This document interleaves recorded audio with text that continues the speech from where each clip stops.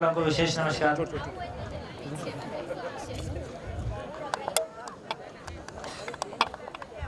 चलिए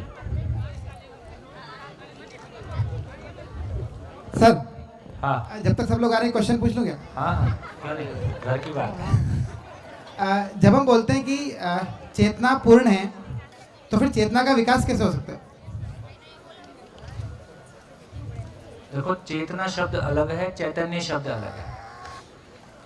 जो चेतना है वो पूर्ण है का मतलब ये कह रहे हैं कि जो खाली स्थान है वो खाली नहीं है, ऊर्जा स्वरूप है, पूर्ण है, उसमें कुछ जोड़ नहीं सकते, घटा नहीं सकते, उसके बारे में बोल रहे हैं। जब अपूर्ण बोल रहे हैं तो मैं जीवन, मैं अपूर्ण हूँ। मैं अपूर्ण हूँ का क्या मतलब है कि मैं जो वास्तविकता है जैसा है वैसा नहीं समझा हूँ।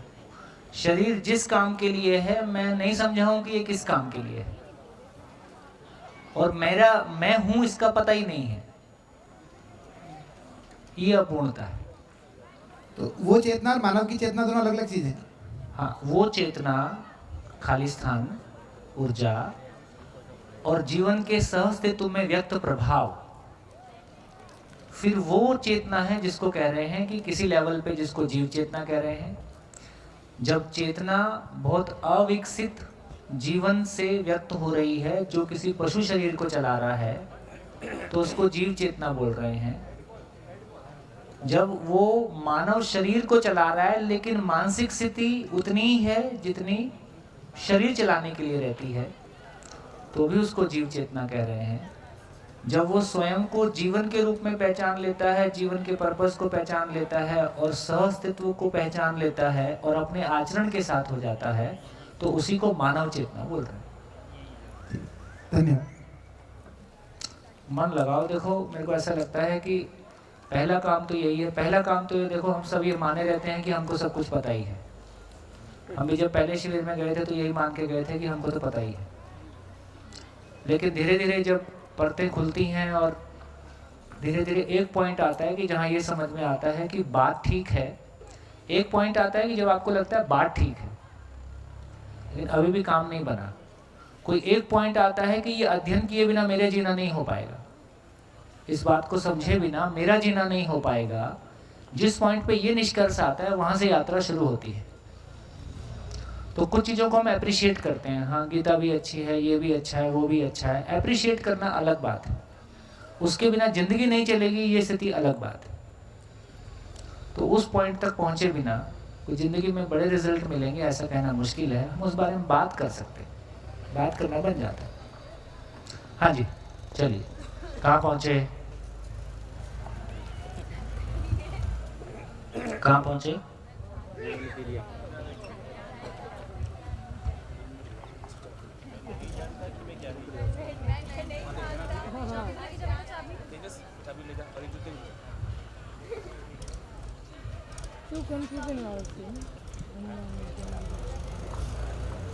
चलिए वापस लौटते हैं। हम चर्चा कर रहे थे कि किसी चीज़ को हम कैसे पहचानते हैं। तो पेन को हम कैसे पहचानते हैं? क्योंकि पेन की क्रिया को हम समझते हैं। जीवन को हम कैसे पहचानें? तो जीवन की क्रियाओं से हम जीवन को पहचानेंगे। तो जीवन के बारे में कहा कि जीवन में 10 क्रिया है। जीवन में टोटल मिला के 10 क्रिया है और ये 10 क्रिया अविभाज्य है। अविभाज्य का मतलब ये कभी भी अलग अलग नहीं हो सकती, इसलिए इसको बोला कि जीवन 10 क्रियाओं का अविभाज्य वर्तमान है। वर्तमान है का मतलब है जो हमेशा है। तो जीवन को हम 10 क्रियाओं के रूप में पहचानेंगे।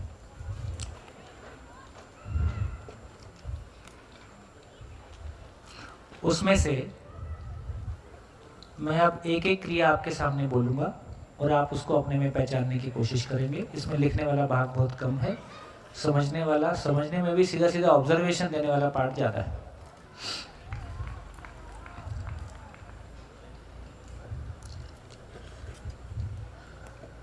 हम सभी मानव में निरंतर सुख की चाहना और उपलब्धता के आधार पर सुख को भोगने की क्रिया लगातार हो रही है। इसको अपने में ऑब्जर्व करें, ऐसा हो रहा है कि नहीं हो रहा है। फिर से बोलता हूं, धरती के सभी मानव में निरंतर सुख की चाहना और उपलब्धता के आधार पर भोगने की क्रिया लगातार बनी रहती है। ये हो रहा है? हो रहा है। इसमें लोचा कितना है, कुल प्रॉब्लम कितनी है, हमारी जिंदगी में टोटल प्रॉब्लम कितनी है? इसी सेंटेंस में पूरी प्रॉब्लम भी है और पूरा सॉल्यूशन भी है। बस इतना ही काम। चाहना निरंतर सुख की है और भोगना क्षणिक का है, बस इतना ही रोना है। इसके अलावा और अपनी कोई प्रॉब्लम नहीं। चाहना सुख की निरंतरता की है और भोगते समय वो सीमित है, बस इतनी ही परेशानी। और यदि हम देखें तो सुख की कितनी कैटेगरीज है। हमारे लिए सुख एक ही है या उसकी कई कैटेगरीज है? सुख कितने प्रकार का है? धरती के सभी मानव के सुख का प्रकार अलग अलग है। सबके लिए ये प्रकार अलग अलग होगा या ये प्रकार कुछ निश्चित भी हो सकता है?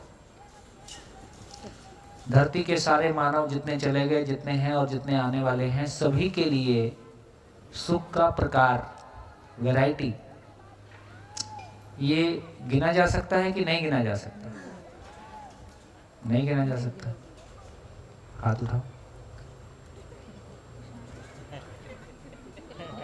मतलब या तो आपने संकल्प ले लिया है कि हाथ तो उठाने नहीं है।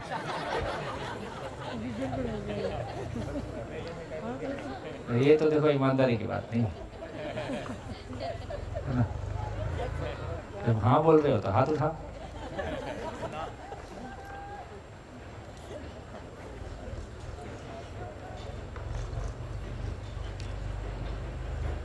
तो संसार के सारे लोगों का सुख 3 प्रकार का है। आप असहमत होने का प्रयास बनाए रखें, है ना? एक सुख है जिसको हम कह रहे हैं कि हम इंद्रियों से लेते हैं। दूसरा सुख है जिसको हम कह रहे हैं कि हम संबंध में सुख भोगते हैं, भाई बहन, माता पिता, गुरु शिष्य। तीसरा है कि हम लक्ष्य को लेके, लक्ष्य की कल्पनाएं, लक्ष्य के लिए योजनाएं, लक्ष्य को पूरा करने के लिए भी हम सुख भोगते हैं। तो 3 प्रकार का सुख हमारी जिंदगी में है, चौथे प्रकार का नहीं है। खराब से खराब आदमी और अच्छे से अच्छा आदमी। तो रुचि जिसको हम कह रहे हैं, इंद्रियों वाला सुख, संबंध वाला सुख और लक्ष्य वाला सुख। कोई चौथा सुख हो तो बताओ, कोई और सुख हो? बेटा माइक ले लो।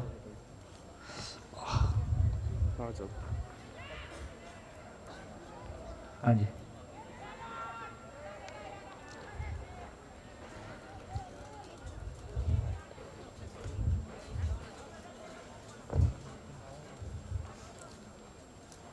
आगे भी 3 माइक है बेटा मेरा। नहीं दूंगा मेरा वाला। ऑलरेडी 3 माइक है। हाँ ठीक है, और क्या।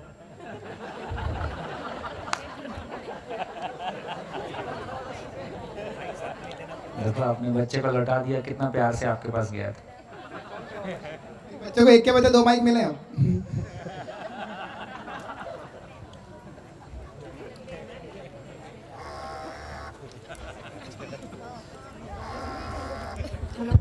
पावर कहाँ पे आएगा? वो संबंध में आएगा। पावर कहाँ पे आएगा? जैसे क्या चीज की पावर? मतलब जैसे पॉलिटिशियंस के पास पावर होती है या डोमिनेंस की पावर होती है, तो संबंध में वो डोमिनेंस तो समझ में आ गया, लेकिन अगर आपको लक्ष्य में आएगा। और बल की पावर, मतलब एक डोमिनेंस आ गया हो। इसमें भी अलग लेयर्स हो सकते हैं ना, मतलब वो कौन सी कैटेगरी में आएगा, मैं वो समझने की कोशिश कर रहा हूँ। तो देखिए, जितनी बात हमने की है उसको देखेंगे तो ऐसे देखने की बजाय उसको ना उसके पीछे इंटेंट क्या है वो देखना पड़ेगा। तो यदि हम सुख की बात करें तो सुख एक है जिसको हम कह रहे हैं कि इंद्रियां, पहले को रुचि मूलक बोल रहे हैं, जो इंद्रियों वाला है उसको रुचि मूलक बोल रहे हैं, संबंध वाले को मूल्य मूलक बोल रहे हैं। थोड़ा सा बड़ा कर,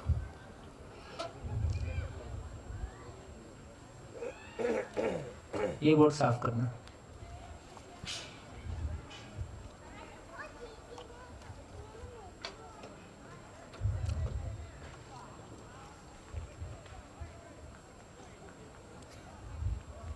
ये चीज़ तो समझ में आ गई कि अगर मेरे से बाहर जा रही है तो उसके लिए मुझे लोग चाहिए, तो संबंध रिलेशनशिप उसमें आ गई सारी चीज़ें।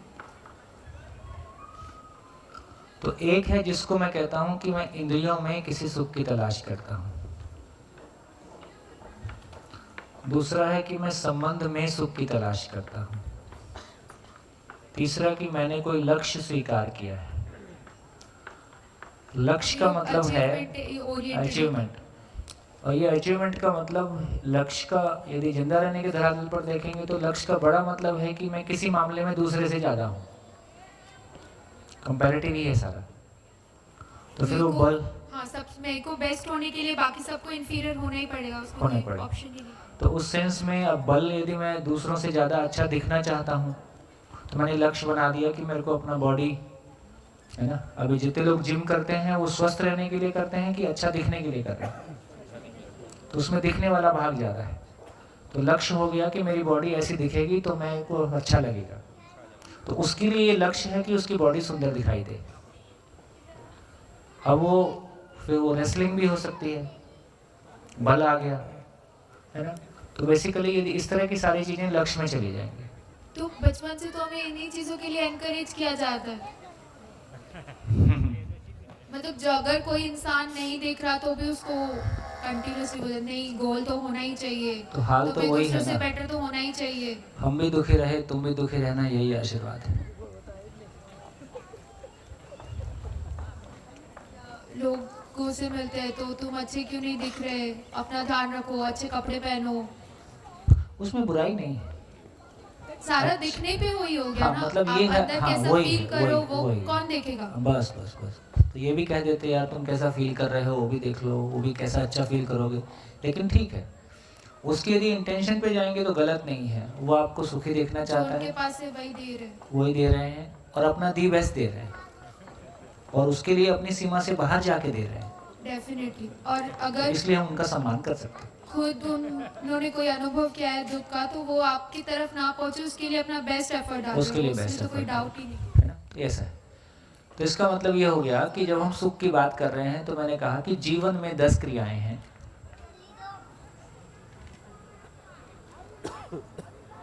जीवन में 10 क्रियाएं हैं, उसमें एक क्रिया है जिसको नाम दिया आस्वादन क्रिया। आस्वादन क्रिया का मतलब है निरंतर सुख की कामना और उपलब्धता के आधार पर सुखी होते रहने की क्रिया। तो निरंतर सुख की कामना, तो सारी कामनाएं क्या हो सकती हैं, इंद्रियों को लेके, संबंध को लेके और लक्ष्य को लेके। इससे बाहर हमारी कामनाएं सुखी होने की हो नहीं सकती, इससे बाहर का कोई डिजाइन एग्जिस्टेंस में है नहीं। तो ये भी पता चल गया कि हाँ भी 3 ही प्रकार का मामला है।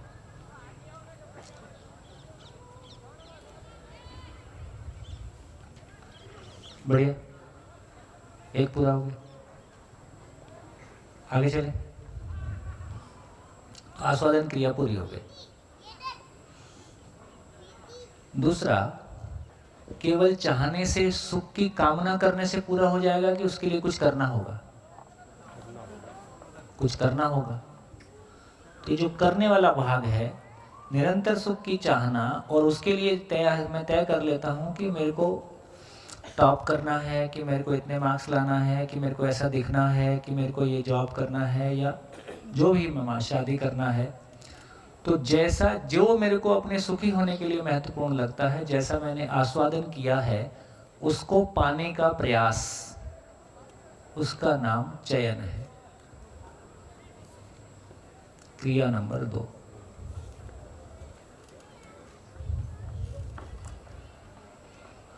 जैसा चयन हो गया उसके अनुसार मैं शरीर से या तो व्यवहार करता हूं या कार्य करता हूं।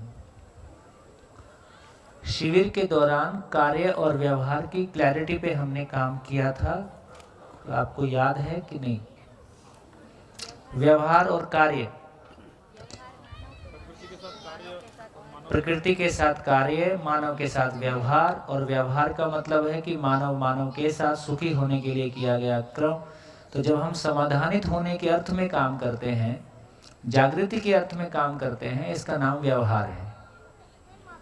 जिंदा रहने के धरातल पर हम शरीर के लिए सारे काम करते हैं, इसलिए हमने आज तक व्यवहार किया नहीं है, व्यवहार करने की हमारी योग्यता नहीं है।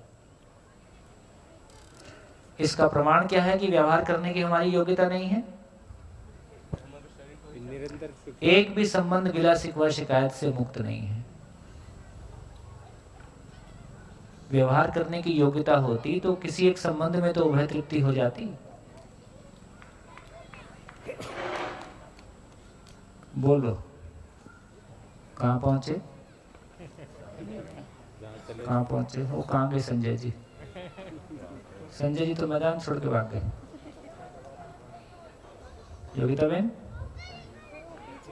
अच्छा इतनी दूर चले गए। इतनी नाराजगी, पास रहना ही नहीं है बोले। देखो कोई का ना, आपके लिए नहीं बोल रहा हूं अभी। कोई का 7वें दिन तक आते आते ना कोटा सैचुरेट हो जाता है। बोले यार इस शिविर में मेरे को जितना लेना था मैंने ले लिया।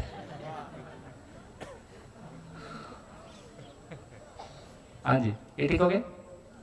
तो हमारी पहली बार ये क्लैरिटी बनती है यार, व्यवहार कोई अलग टाइप की चीज है। अभी तो हम क्या सोच रहे थे, खाना खिलाने को व्यवहार, इसको संवेदनशीलता बोला। ये व्यवहार की क्वालिटी नहीं है।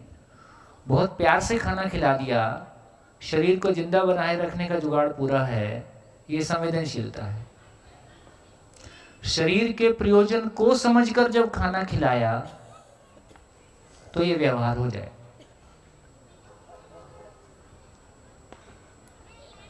किस अर्थ में शरीर है उसको समझते हुए साधन का पोषण किया। आपको ठीक नहीं लग रहा? ठीक लग रहा? भैया कहाँ हो? हाँ, तो जैसे भी मतलब मैं अभी समझने की कोशिश कर रहा था, तो अब मेरे को पांचों इंद्रियों से अलग अलग चीज़ों के सेंसेस आ रहे हैं, और मैं एनी पॉइंट ऑफ टाइम ये डिसाइड कर रहा हूँ कि मैं किधर पे ध्यान दूँ। तो क्या ये आस्वादन चयन जैसा है कि मतलब मैं इंद्रियों को ले रहा हूँ आस्वादन, और करते हैं। तो व्यवहार का रिजल्ट है उभय तृप्ति, म्यूचुअल फुलफिलमेंट। इसी को बोला न्याय। और कार्य का परिणाम है परिवार में समृद्धि हो जाए,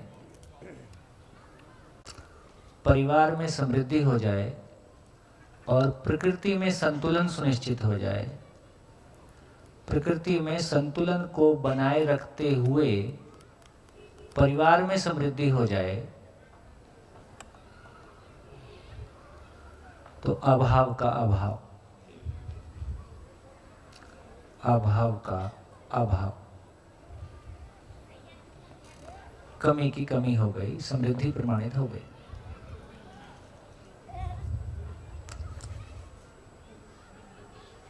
ये कब है? जब हो जाए, जब ठीक हो जाए।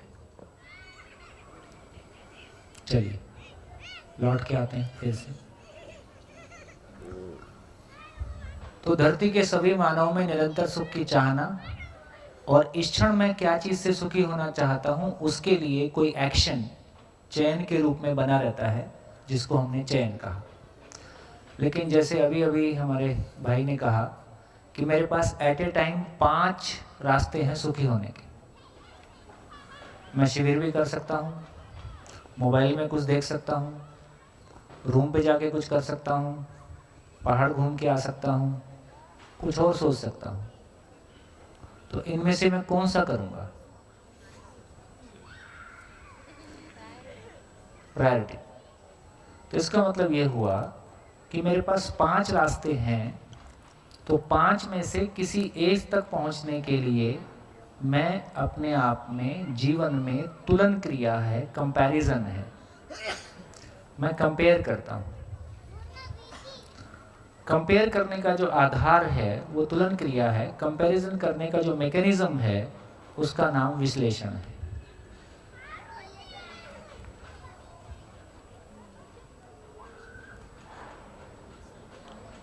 जैसे है तुलन करने का तरीका, तुलन, जैसे एग्जाम्पल लेते हैं, जैसे मान लीजिए आपके पास 4 ऑप्शन हैं सुखी होने के एट ए टाइम। तो मान लीजिए 4 में क्या क्या हो सकता है? इधर बैठ सकते हैं, बाहर जा सकते हैं, है ना, घर के बारे में सोच सकते हैं, उसमें बाहर जाने की भी जरूरत नहीं है। तो लेकिन मैं इसमें से क्या करूंगा? तो इनमें से किसी एक तक पहुंचने के लिए मैं कंपेयर करता हूं। तो कंपैरिजन का जो आधार है उसका नाम तुलन है। कंपैरिजन के आधार क्या होंगे? और जब मैं 4 से 1 तक पहुंचूंगा तो उसमें फिर बहुत सारा विश्लेषण, ये करने से क्या नुकसान होगा, क्या फायदा होगा, ये करूंगा तो क्या नुकसान होगा, क्या फायदा होगा, ये करूंगा तो क्या होगा, क्या होगा, ये विश्लेषण है।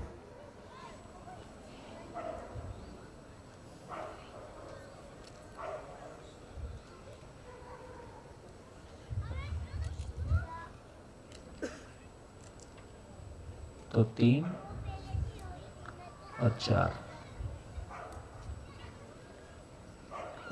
अब ये भी सोचनीय बात है कि आखिरी ये तुलन, विश्लेषण, आस्वादन, चयन, ये सब मैं क्यों कर रहा हूं? ये सब मैं क्यों कर रहा हूं? कुल मिला के खूंटा उतना ही है कि सुख की चाहना, निरंतर सुख की चाहना। तो निरंतर सुख की चाहना तो इधर है, तो बेसिकली सुखी होने की इच्छा है। कोई चित्र बन गया है, कोई चित्रण बन गया है। जैसे आप लोग शिविर में आए, कितने लोग हैं जो पहली बार शिविर में आए? बहुत सारे लोग। जब आप शिविर में आए तो क्यों आए? कोई एक जन खड़ा होकर बताएगा? आप शिविर तक कैसे पहुंचे? कोई एक जन माइक ले ले और बताए। हाँ जी। जबरदस्ती लाया गया। हाँ, इसमें भी जबरदस्ती लाए भी गए तो भी आप आ तो गए। जिसने बोला वही माइक पकड़ो। हाँ, अच्छा, मैं सोचा पीछे से बोला, ऐसी ऊंची आवाज उधर से आती।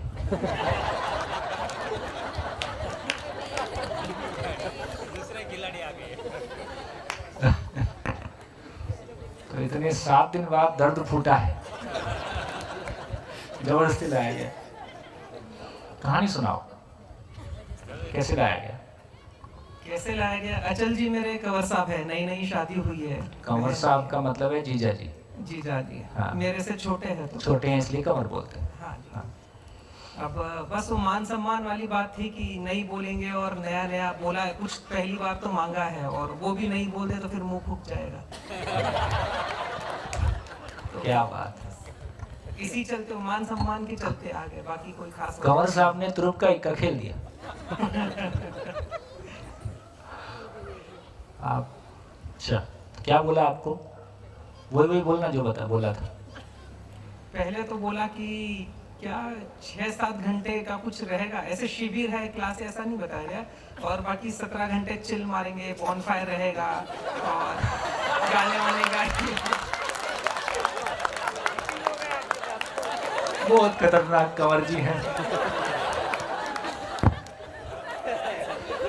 हम सबकी सहानुभूति आपके साथ है। फिर बस फिर हाँ नहीं फिर आखिरी में घर वालों ने बोला कि जाना तो पड़ेगा बेटा। कंवर साहब थे तो उन्होंने बोला साम दाम दंड भेद सब लगा दूंगा, आना तो पड़ेगा ही। बस इसी चलते फिर आ गए। फिर यहाँ आने के बाद पूछा कि वो चिल मारने वाली चीज़ कहाँ है।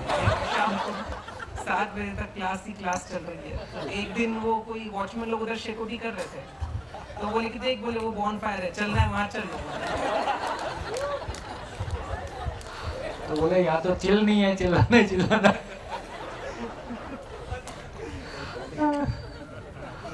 बहुत बढ़िया। तो आप लेकिन कौन कौन कुल आए? मिला के बहुत अच्छा। मैं, मेरी वाइफ और आपकी वाइफ साथ में खड़ा करेंगे? वो अभी है नहीं, कहीं बाहर है नहीं, है। अच्छा। और छोटा लड़का है मेरा, 5 अच्छा, बढ़िया। तो ऐसा हुआ। हाँ जी। तो आप ना आते क्यों आ गए? अब बस वही मान सम्मान वाली बात। हाँ, सब नहीं आते तो उससे बड़ा दुख गले पड़ सकता था। हाँ बिल्कुल।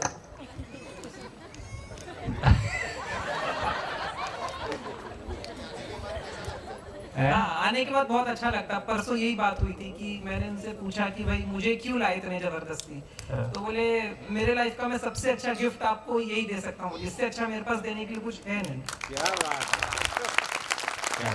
और आप मेरी एक रिस्पॉन्सिबिलिटी हो, तो मैं समझता हूँ मेरी जिम्मेदारी को मैं बखूबी निभाऊँ, तो इससे बढ़िया और कुछ है नहीं बोली, इसलिए मैंने आपको जबरदस्ती लाया। इसके आगे आपकी इच्छा है। बहुत बढ़िया। ठीक रहा ये प्रयोग? बहुत शानदार। बहुत शानदार। तो कुल मिला के जिम्मेदारी तो मेरी है। बहुत बढ़िया। तो देखिए, पूरी स्थिति में देखें तो क्या स्थिति बनी। तो यदि देखा जाए तो आपको कौन से सुख का आस्वादन कराया गया?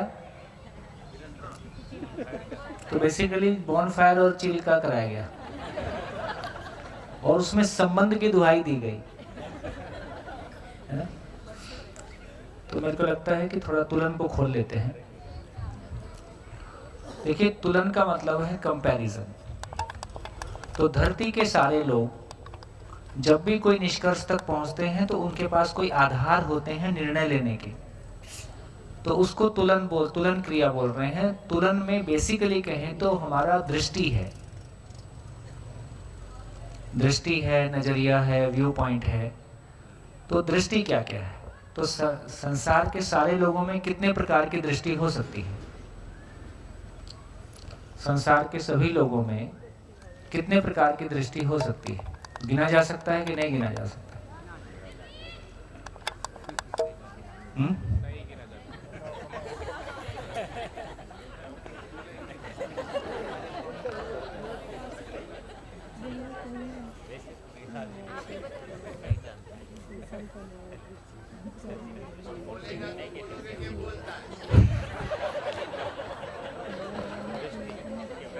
तो धरती के सभी लोगों में तुलन की 6 दृष्टियां हो सकती हैं, उससे ज्यादा नहीं, कम हो सकता है, लेकिन अधिकतम 6। एक दृष्टि है जो प्रिय है।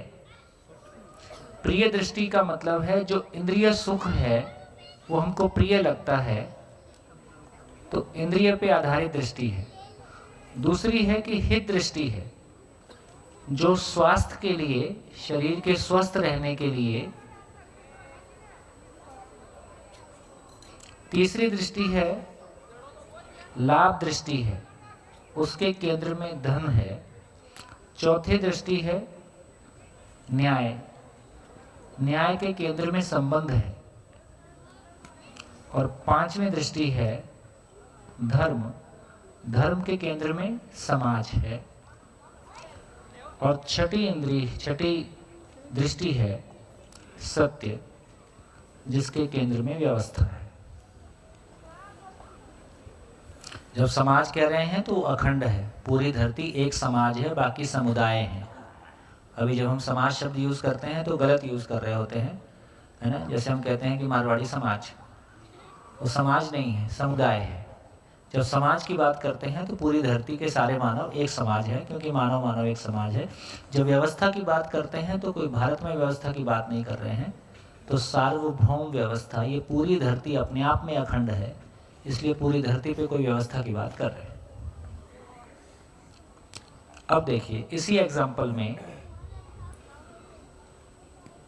आपको जो आकर्षण दिया गया कौन सी दृष्टि का था? वो इंद्रिय दृष्टि के बारे में कुछ कहा गया, उससे आपको कनेक्ट किया गया, लेकिन मूल में जो प्रेरणा थी वो संबंध कि संबंध में कोई अन्याय नहीं हो जाए, संबंध में कोई अन्याय नहीं हो जाए, संबंध खराब नहीं हो जाए, इसको ध्यान में रखते हुए और इंद्रिय दृष्टि के आकर्षण को जोड़ते हुए एक तरफ से दबाव, एक तरफ से प्रेरणा, तो ऐसा बना के कॉम्बिनेशन में हम किसी निष्कर्ष तक पहुंचे कि हाँ इसको किया जाए। तो ये 6 दृष्टियों में से 3 दृष्टियां हैं।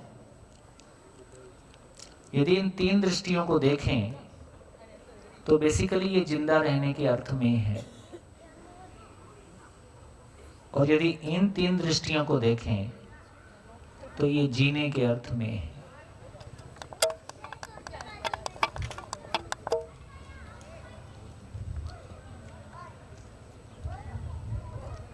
बढ़िया।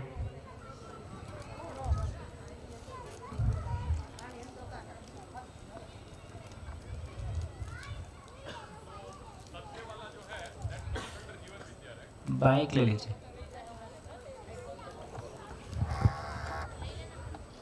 सत्य वाला जो पार्ट है, दैट्स जीवन विद्या, राइट? नहीं नहीं नहीं नहीं, नहीं, अगर मेरे पास जीवन विद्या की बात करेंगे तो मिनिमम न्याय है ना, न्याय, धर्म और सत्य। यदि न्याय की बात भी करेंगे तो सत्य उसमें समाहित है ही। यदि तीनों नहीं है और केवल प्रियहित लाभ है, ये शरीर वाला पार्ट हो गया। लेकिन यदि समझ है तो शरीर वाला पार्ट भी उसमें शामिल है, ये छूट जाएगा ऐसा नहीं है। इतना ही होगा कि पहले हम अनियंत्रित तरीके से शरीर को इस्तेमाल करते रहे, अब उसको नियंत्रित तरीके से उस साधन को इस्तेमाल करेंगे। या आप कुछ और कहना चाह रहे हैं, मुझ तक नहीं पहुंचा है? नहीं, आई थिंक आई अंडरस्टूड। मैं जस्ट ये पूछ रहा था कि 6 में से एक है, बट आई थिंक लास्ट 3 जीवन विद्या रिलेटेड है, मतलब उसमें जीने में ऊपर वाले 3 भी आ जाते हैं। समझ गया? हाँ, परफेक्ट। हाँ जी, बढ़िया। तो क्या समझ में आया?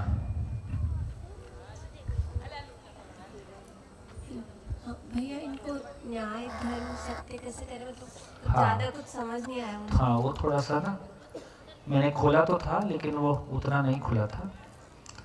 तो देखिए ये बोल रहे हैं, अब हो सकता है लिंक आप पकड़ लेंगे, ये बोल रहे हैं कि अस्तित्व सह अस्तित्व है। ये ठीक है? सभी इकाइयां मूल ऊर्जा में ऊर्जित हैं, मूल ऊर्जा पूर्ण है, इसलिए वो पूर्णता की ओर गति करती है। सारी इकाइयां पूर्णता की ओर गति करती हैं, इसलिए वो एक व्यवस्था के स्वरूप में है। तो सहअस्तित्व का जो रिजल्ट है वो व्यवस्था है। फिर चाहे परमाणु में व्यवस्था है कि सेल में व्यवस्था है कि मानव के शरीर में व्यवस्था है कि धरती पे व्यवस्था, ये ठीक है? और जब कोई चीज को हम व्यवस्था बोल रहे हैं, मान लीजिए मानव का शरीर एक व्यवस्था है, तो किडनी और हार्ट एक दूसरे का विरोध कर रहे हैं कि आपस में हार्मनी से परफॉर्म कर रहे हैं, है ना? तो पूरे शरीर के सारे अंग अवयव एक दूसरे के साथ कंप्लीट हार्मनी में परफॉर्म कर रहे हैं ताकि ये शरीर को यूज किया जा सके, है ना? तो इसका मतलब ये हुआ, जब उस अल्टीमेट व्यवस्था के अर्थ में 2 चीजें मिलके काम करती हैं। अब हम मानव के बारे में आ जाते हैं। अभी हम मानव एक दूसरे का विरोध कर रहे हैं क्योंकि हम शरीर मान के जीते। अब समझ में आया कि मैं भी सुखी हो सकता हूं, आप भी सुखी हो सकते हो। जैसे शिविर में ही हम देखें, शिविर अच्छा एग्जाम्पल है। मुझे को लगता है कि शिविर में हम सारे लोग, इतने सारे लोग एक साथ चल रहे हैं, लेकिन कोई विरोध है? कोई ज्यादा समझ गया इस बात का डर है? मैं नहीं समझूंगा इस बात का डर है? क्या आश्वासन है? सभी समझ सकते हैं, सभी समझ सकते हैं और सभी समझेंगे ही, लेकिन जर्नी सबकी इंडिविजुअल है। इसलिए सभी एक दूसरे के कॉम्पिटिटर हैं या सभी एक दूसरे के लिए सहयोगी हैं? तो समझने के अर्थ में हम सभी एक दूसरे के लिए सहयोगी हैं। इसमें वो लोग जिनको शिविर करने की जरूरत नहीं भी है, हमारे बीच में ऐसे लोग उपलब्ध हैं जिनको प्राइमरी लेवल का शिविर करने की जरूरत नहीं है, पर वो यहाँ उपलब्ध हैं तो उनको लगता है कि शिविर के दौरान आपको सपोर्ट करके उनको अच्छा लगेगा, आपको हेल्प करने के क्रम में उनको तृप्ति होगी, इसलिए वो यहाँ मौजूद हैं अपना समय अपने साधन लगा के। ये क्या चीज हो गई? तो लक्ष्य के अर्थ में, किसी बड़ी व्यवस्था के अर्थ में हम कुछ लोग एक दूसरे के साथ सहयोगी हो गए, इसमें आपको भी तृप्ति है, इसमें मुझको भी तृप्ति है, इसका नाम न्याय है। ये ठीक हो गया? तो न्याय की क्लैरिटी हो गई। अब चूंकि हम लोग एक परिवार के नहीं हैं और बड़े लेवल पे काम कर रहे हैं, तो यदि इतने सारे लोग एक दूसरे के साथ न्याय को पहचानते हैं, ये 300 लोगों के समूह में कोई भय होगा? इसका नाम धर्म है। तो मेरे को लगता है कि मैं इस जगह में धर्म की क्लैरिटी बना दूं तो अपने को बहुत अच्छा लगेगा। ये वाला बोर्ड साफ कर दो, चलो इस पे उसी को कर दो, इस बोर्ड को साफ कर दो। देखिए, धर्म को समझना, न्याय के बारे में थोड़ा सा हम समझे, धर्म को समझना जरूरी है, क्योंकि धर्म वो शब्द है जिससे हमने शांति का पैगाम देने की कोशिश की है, और धर्म वो शब्द है जो सबसे बड़ी दीवार है आज भी मानव के बीच। मानव के बीच यदि सबसे बड़ी दीवार है तो वो धर्म है। हम मानव के बीच सबसे बड़ी दीवार हैं तो हमको लगता है कि हमारे गुरुजी बदल जाएंगे, हमारे चिन्ह प्रतीक बदल जाएंगे। तो शायद धर्म जो आदमी को आदमी से जोड़ने का माध्यम है, आज हम सब इतने नज़दीक एक दूसरे के आ गए हैं कि बाकी दीवारों को हम हैंडल कर पा रहे हैं। अमीरी गरीबी की दीवार, काले और गोरे की दीवार, मेल और फीमेल की दीवार, है ना, नेशनैलिटी की दीवार। लेकिन यदि आज भी आप देखोगे, विश्व में सबसे बड़ा जो कन्फ्लिक्ट है वो किस बात का? रिलीजन। विश्व में सबसे बड़ा कन्फ्लिक्ट अभी भी रिलीजन है ना, और उसको लेके आदिकाल से देखेंगे तो उसके लिए युद्ध होते रहे हैं और आगे भी युद्ध होते रहेंगे। तो धर्म को समझना हमारे लिए एक इम्पॉर्टेंट काम है कि वाकई में धर्म किसको कहा जा रहा है।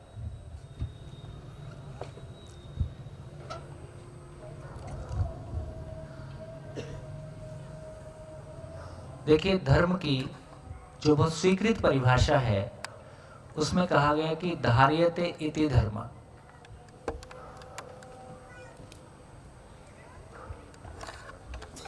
जो धारण करने योग्य है उसको धर्म कहा, और लक्षणों के आधार पे धर्म की पहचान की गई। 10 लक्षणों को भारतीय परंपरा में 10 लक्षण बताए गए, किसी ने और 5 या 7 या कम और ज़्यादा बताए होंगे। जो धारण करने योग्य है वो धर्म है, और लक्षणों के आधार पे धर्म को पहचाना गया। मुझको तो 10 लक्षण याद नहीं है, हो सकता है किसी को याद होंगे तो बोल ही सकते हैं, लेकिन वो मानव के बारे में कोई अच्छाइयाँ हैं कि ये अच्छाई होती है, ये अच्छाई होती है, ये अच्छाई होती है। अच्छाइयाँ 10 होती हैं तो कहीं 15 कोई दूसरे प्रकार से भी अच्छाइयाँ गिन सकता है। ये मानते हुए ये स्वीकारा गया कि सभी धर्मों में कोई अच्छाइयाँ हैं, इसलिए भारत में भारतीय संविधान को धर्मनिरपेक्ष रखा गया और सभी धर्मों का समान सम्मान किया जाए, ऐसा माना गया। ये मानते हुए ये भी माना गया कि धर्म एक व्यक्तिगत मामला है, इसलिए कोई व्यक्ति यदि धर्म परिवर्तन करना चाहता है तो ये उसकी व्यक्तिगत स्वतंत्रता है और संविधान उसकी सुरक्षा देता है। इसलिए कोई व्यक्ति आज हिंदू है, कल मुस्लिम होना चाहता है, परसों सिख और ईसाई या क्रिश्चियन होना चाहता है, ये उसका अपना अधिकार है, वो ऐसा हो सकता है, इसको स्वतंत्रता दी गई। अब बहुत नेचुरल है कि यदि आप देखेंगे कि बेसिकली मानव की जो पहचान वाला भाग है, मानव की जो पहचान वाला भाग है, उसमें हमने 5 बातों की चर्चा की थी। रूप, बल, धन और पद, और 5वां बुद्धि। रूप बल धन पद फिजिकल है, इसलिए ये रहस्य में नहीं जाता है, इसको हैंडल करना मुश्किल नहीं है। लेकिन धर्म किस में आएगा? धर्म जो है बुद्धि का क्षेत्र है, इसलिए इस पे हमारी कोई क्लैरिटी, और बुद्धि की जगह में हमारी कोई क्लैरिटी बनती नहीं, हम चिन्ह और प्रतीक के सहारे जी लेते हैं। तो ये हमारे लिए एक रहस्यमयी चीज है, और ये आदमी की पहचान का सबसे सेंसिटिव जगह है ना? ये मेरी पहचान का सबसे कोर जगह है। इस पे कोई आंच आने से, कम ज्यादा होने से मैं सबसे अधिक परेशान हो सकता हूं।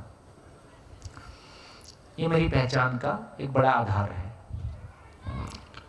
अब सभी धर्मों को मानने वालों को ये लगता ही है कि जिस धर्म को हम मानते हैं वो सर्वोपरि है, और बहुत शुभ आकांक्षाओं के साथ यदि सभी इस धर्म को मानेंगे तो उनका कल्याण होगा, इससे संसार बेहतर हो सकता है।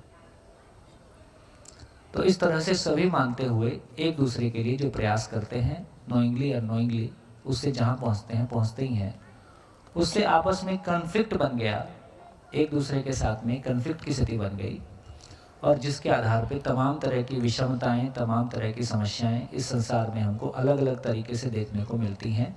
वो कन्फ्लिक्ट हमको अलग अलग तरीके से देखने को मिलता है। तो क्या निष्कर्ष निकला इस सारी चर्चा से? मैं केवल प्रॉब्लम की रूट बता रहा हूँ, अभी सॉल्यूशन नहीं बताया। प्रॉब्लम की रूट बता रहा हूँ कि धर्म को लेके, धर्म को हमने कैसे पहचाना? लक्षणों से पहचाना।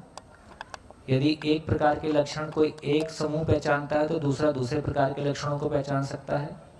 ये स्वीकार करते हुए कि सभी धर्मों में अच्छी बातें हैं और उसके अच्छे लक्षण हैं, इसलिए सभी को स्वीकार किया जाए। सभी को स्वीकार करने से क्या आ गया?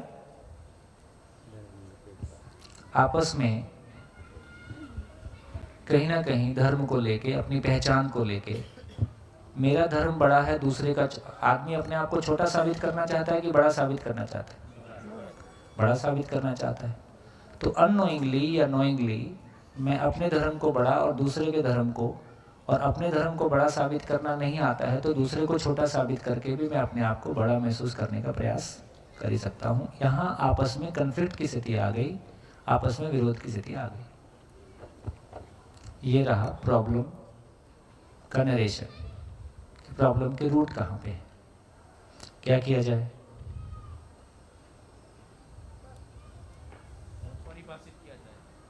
हाँ, तो यही निकल के आया कि कहीं ना कहीं उसको समझने में कोई गैप रह गया, उसको हम ठीक से एड्रेस करें। तो धर्म की परिभाषा जैसी अस्तित्व में समझ में आई तो धर्म के लिए कहा गया जिसको जिससे अलग ना किया जा सके,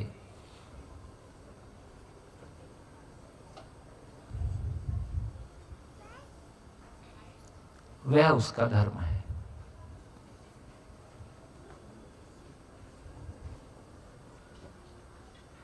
जिसको जिससे अलग ना किया जा सके वह उसका धर्म है।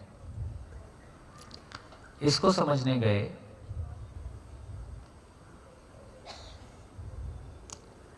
तो यदि पूरी इस धरती में देखा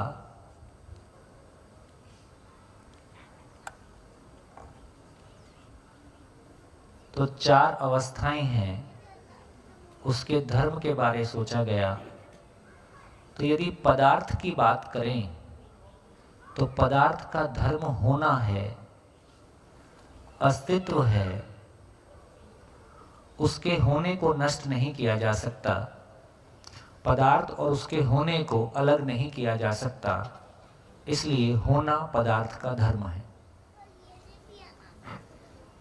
जिसको जिससे अलग ना किया जा सके। पेड़ पौधों को, प्राणावस्था को देखा तो किसी भी प्राण रचना में, कोशिका में होने के रूप में तो वो है ही है, क्योंकि वो पदार्थ है मूलतः। होने के साथ में किसी कोशिका में भी पुष्टि को नहीं रोका जा सकता, ग्रोथ। तो पुष्टि उसका धर्म है, ग्रोथ।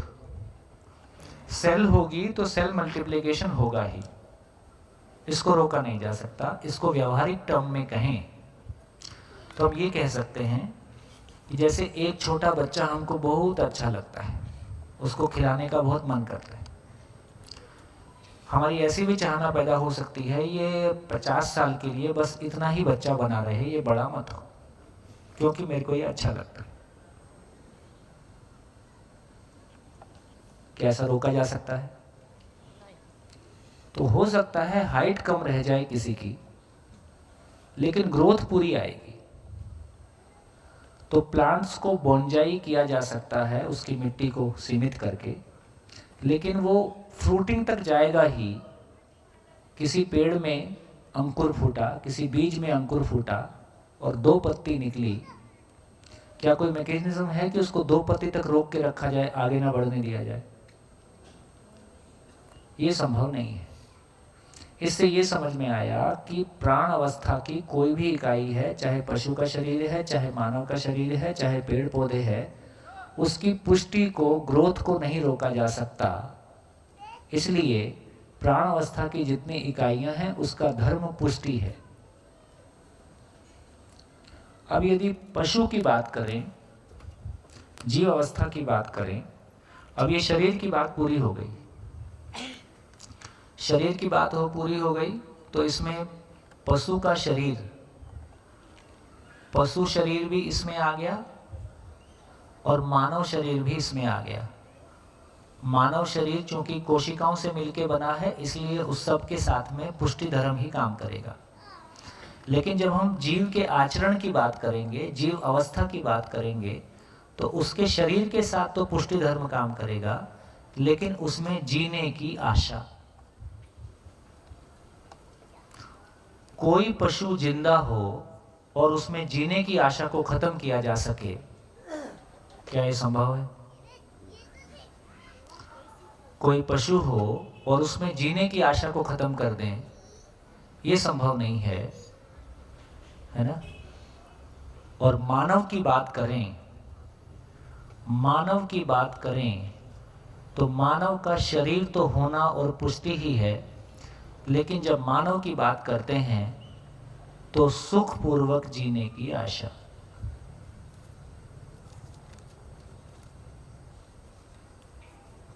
तो पशु में जीने की आशा जिंदा रहने के स्वरूप में है, मानव में जीने की आशा जीने के स्वरूप में है, जिसको हमने काफी डिफरेंशिएट किया है।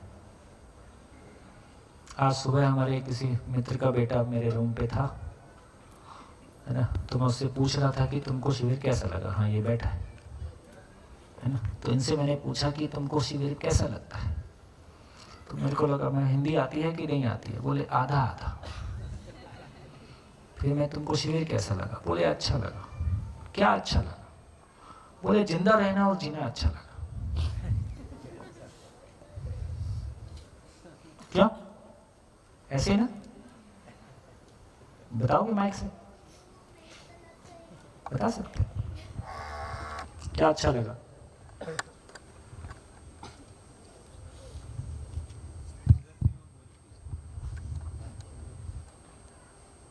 जीना और कैसे जीना। देखिए, इससे इतना तो हो गया ना कि जीने पे ध्यान चला गया। जीना कोई चीज है, उस पे हमारा ध्यान चला गया है। तो यदि मानव की बात करें तो क्या मानव के साथ ये संभव है कि एक मानव हो और उसमें जीने की आशा को छीन लिया जाए या जीने की आशा को चुप कर दिया जाए? क्या ऐसा कोई तरीका है?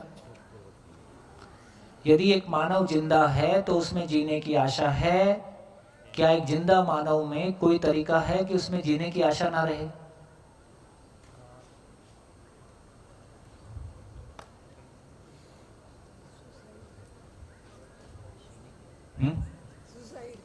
सुसाइड। सुसाइड करने का क्या मतलब है? सुसाइड करने का मतलब ही है कि जिस क्षण मानव में जीने की आशा नहीं रहती है, उसी क्षण पंखे का सदुपयोग कर लेता है। उसके बाद जिंदा नहीं रहेगा। तो एक मानव जिंदा है कितनी भी गंभीर समस्याओं को झेल रहा है, कितनी भी असफलताओं को झेल रहा है, कितने भी दुख को झेल रहा है, जिंदा है क्योंकि जीने की आशा है। आज नहीं कल ठीक हो जाएगा। कोई आशा बची है। आशा ना हो, आशा मर गई हो और आदमी जिंदा हो, ये हो नहीं सकता। तो क्या क्लैरिटी बनी? इससे क्लैरिटी बनी कि मानव को सुखपूर्वक जीने की आशा से अलग नहीं किया जा सकता। तो मानव का धर्म क्या हुआ? मानव का धर्म क्या हुआ? और सुख कैसे हो, सुखी कैसे होता है मानव? समझ से, समाधान से। तो इससे ये पता चला कि मानव का समाधान के साथ में होना, समझ के साथ में होना ही उसका धर्म है। तो यहाँ से ये निकल के आया कि बेसिकली मानव कैसा है? मानव सुख धर्मी है।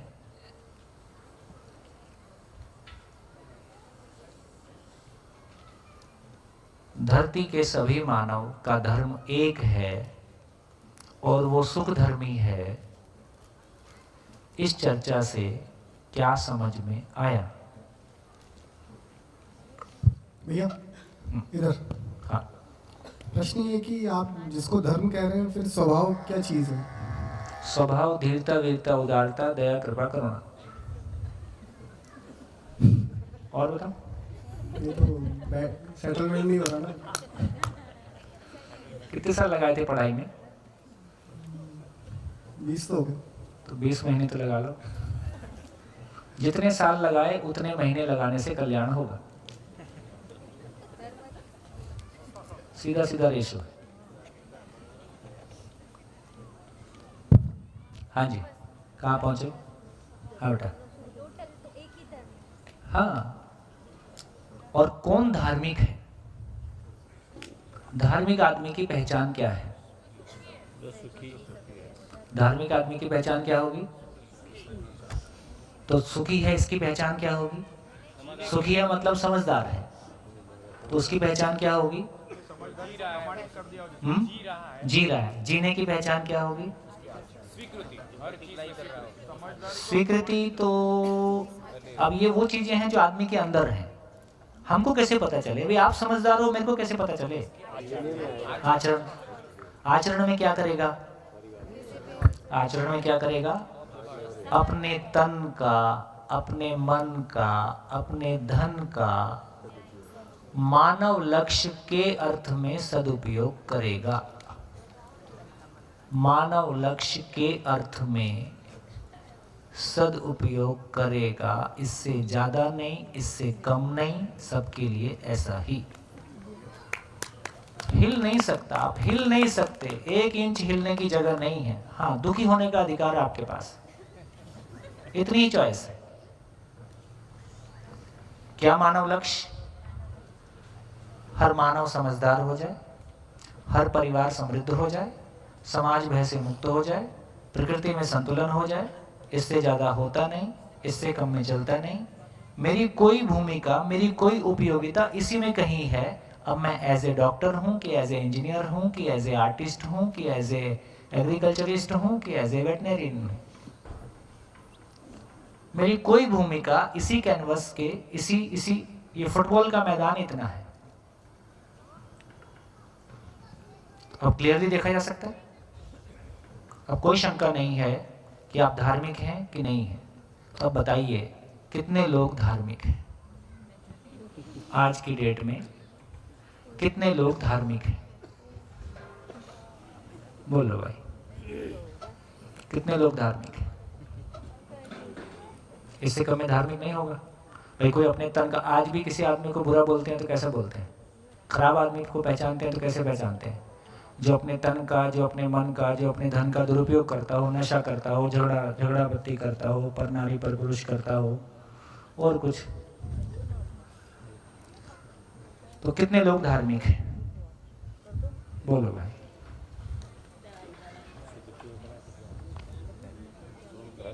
क्या था, कुछ गजल गानी पड़ेगी क्या? ये उदासी का सबब क्या? मेरा ऐसा वाला ज्ञान है नहीं कुछ। सर इस कैटेगरी में जो अभी तक जो धर्म के नाम प्रचलित हैं वो कहाँ आते हैं? मतलब हिंदू, मुस्लिम, सिख, ईसाई, बौद्ध, पारसी, वो किधर आता है? अभी जैसा चल रहा है ना, डेफिनेशन के साथ चलते हैं, ऑटोमेटिकली निष्कर्ष आ जाएगा, ठीक है ना? हाँ जी। तो कितने लोग अभी धार्मिक हैं इस परिभाषा में? बोल नहीं रहे हो आप कुछ? हम तो नहीं है अभी। हम नहीं है, जान भी नहीं सकते। है? हम नहीं है तो दूसरों को पहचान भी नहीं सकते। हाँ, ये भी ठीक बात है। ये आस्था है कि मैं हूँ। अब रोज मैं रूम पे जाके बाटली खोलता हूँ, आपको क्या पता?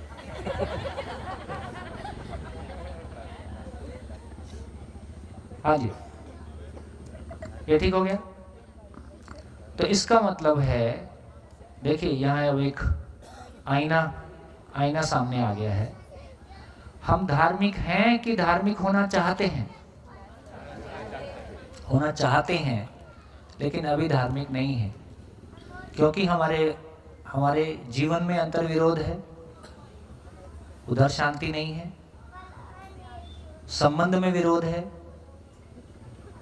व्यवस्थाओं में विरोध है, नेचर के साथ में विरोध है।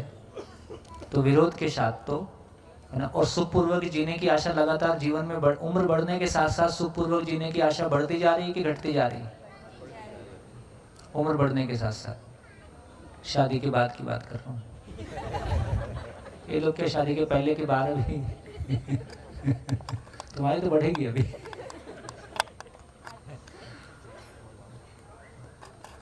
तो उम्र बढ़ने के साथ साथ अपनों का अपनापन और अपनों की संख्या बढ़ती हुई दिखाई देती है कि घटती हुई दिखाई देती है? 60 तक पहुंचते पहुंचते कहाँ पहुंचते? अकेले ही बचते। तो इससे ये समझ में आया कि आशा यदि बढ़ नहीं रही है, घट रही है ना, नेगेटिविटी बढ़ रही है, कोई किसी का नहीं है, किसी के लिए कुछ नहीं करना चाहिए, ऐसी तमाम तरह के निष्कर्ष आते हुए देखे जाते हैं। तो इससे समझ में आता है कि जिंदगी की कंपनी तो लॉस में है। तो फिर अब तक हम क्या चीज को धर्म मान रहे हैं? हम क्या चीज को धर्म मान रहे हैं? हाँ, हम चिन्ह को धर्म मान रहे, प्रतीक को धर्म मान रहे, किताब को धर्म मान रहे, किसी कर्म कांड को धर्म मान रहे,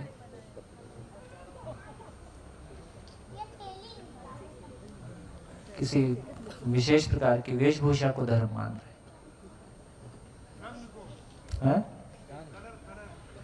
हाँ, किसी कलर विशेष को, किसी वेशभूषा विशेष को, है ना, चिन्ह प्रतीक में सब आ गया। वो भी प्रभाव के कारण ही है है? वो भी प्रभाव के कारण ही है नहीं, तो मैं ये नहीं कह रहा हूँ कि गलत है, सब कुछ सही है, लेकिन अभी यात्रा है कि मंजिल पे है? यात्रा है।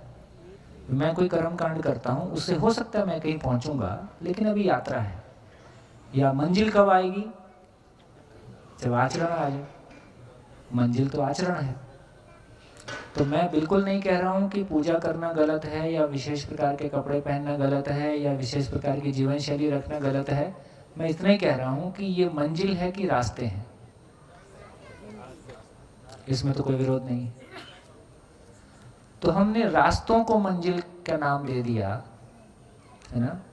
तो इससे ये समझ में आया कि हमारी क्लैरिटी या हमारी सारी मान्यताएं काफी सरफेशियल है, उसमें ठोसपना नहीं है कुछ। इसलिए आने वाली पीढ़ी किसी भी धर्म की हो, वो अपने धर्म से विमुख हो रही है, क्योंकि वो उसके लॉजिक पे खरा नहीं बैठ रहा है और आचरण से संतुष्टि नहीं है।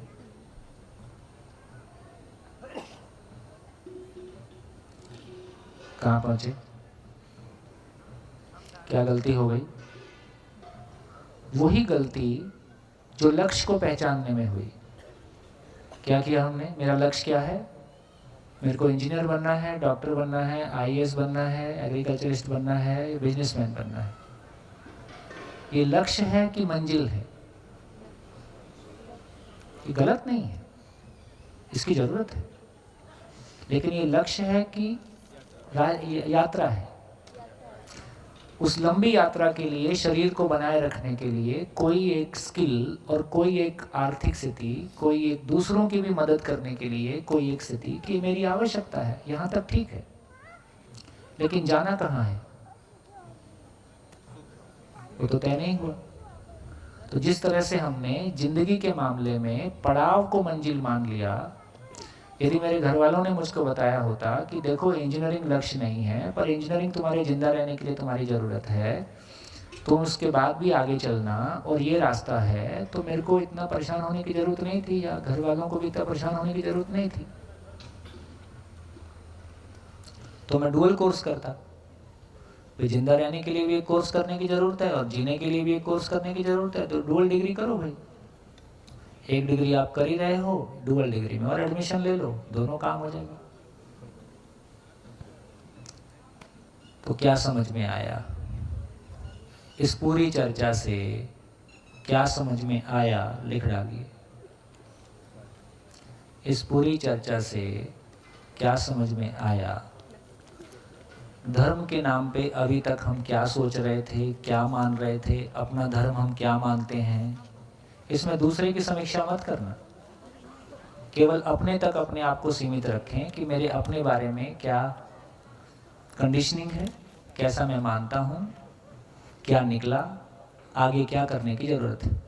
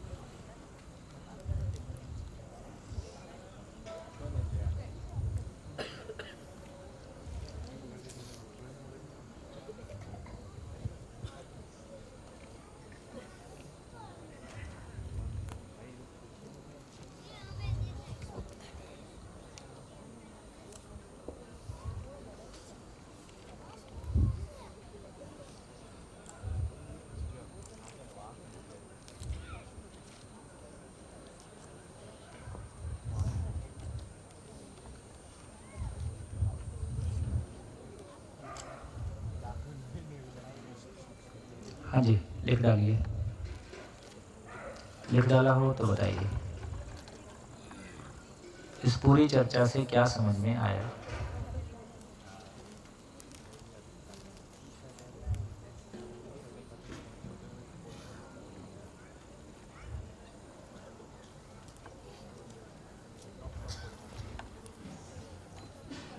हाँ जी, माइक।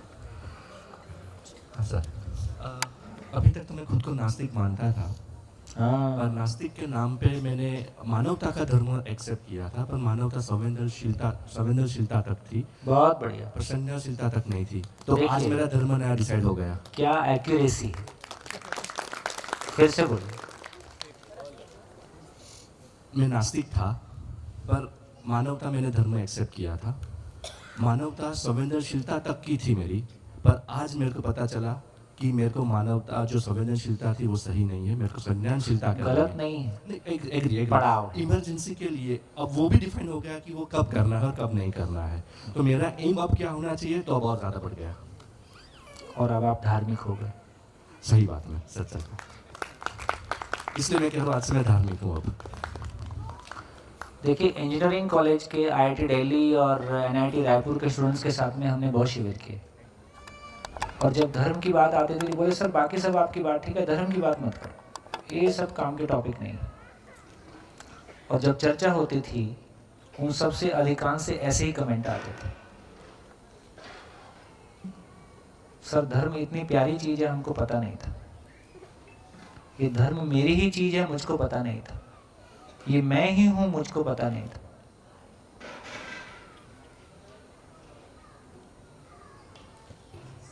हम क्या बोल रहे हैं? हमको धर्म की रक्षा करनी है। भ्रमित आदमी धर्म की रक्षा करेगा? धर्म मेरी रक्षा करेगा कि मैं धर्म की रक्षा करूंगा?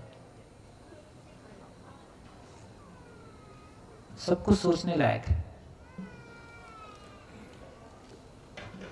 हम क्या बोल रहे हैं, इसका क्या मतलब है? फिर बोले राजनीति और धर्म को अलग अलग रखो, इन दोनों का कोई संबंध नहीं है। तुमको कुछ समझ में नहीं आ रहा है, इसलिए इतना कन्फ्लिक्ट है।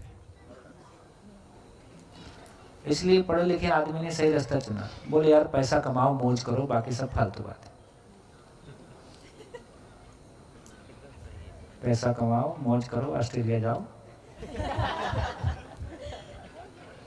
बाकी सब फालतू बात। हाँ जी।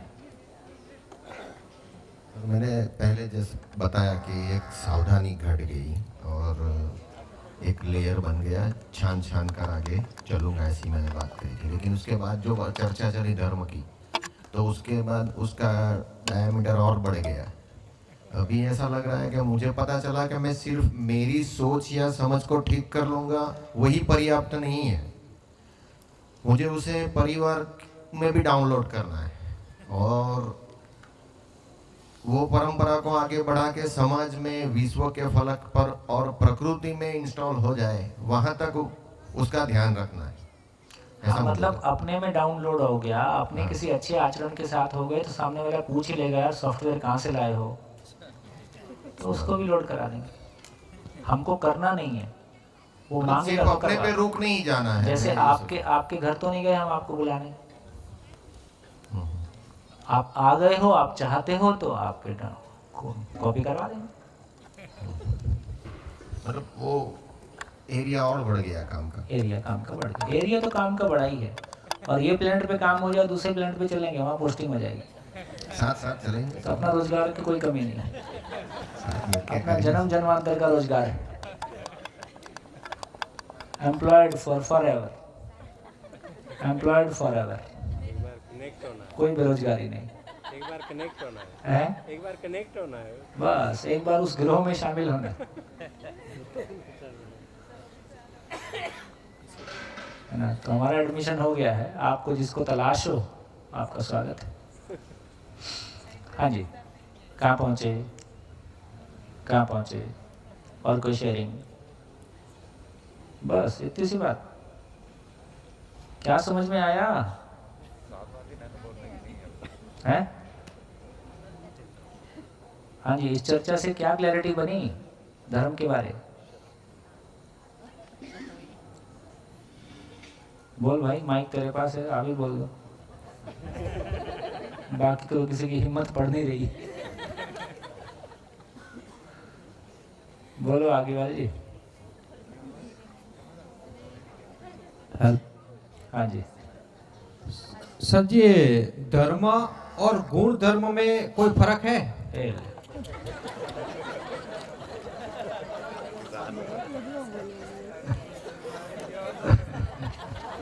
ये शब्द थोड़े मिलते हैं। नहीं, ठीक है, क्वेश्चन ठीक है, अगली बार के लिए रख लेते हैं।